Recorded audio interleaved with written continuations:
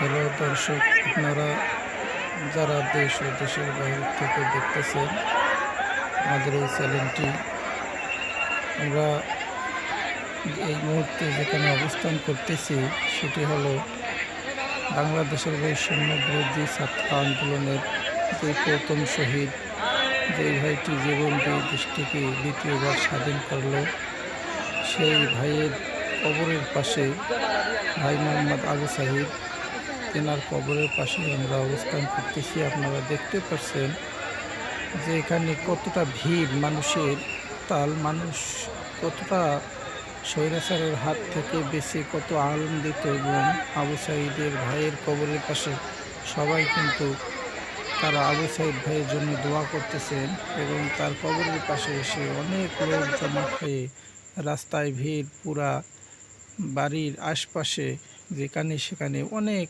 লোক, তারা দূর দূরান্ত থেকে আসছেন তারা কবরকে দেখার জন্য, আবু সাইদ ভাইয়ের সেই কবরটিকে দেখার জন্য, এবং সেই কবরের পাশে দাঁড়িয়ে তারা কবর জিয়ারত করতেছে, দোয়া করতেছে যে আল্লাহ আমাদেরকে যে স্বৈরাচারের দেশ থেকে বাঁচিয়েছেন।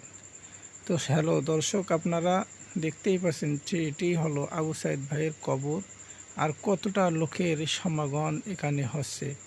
আপনারা দেখতেই থাকুন। ধন্যবাদ।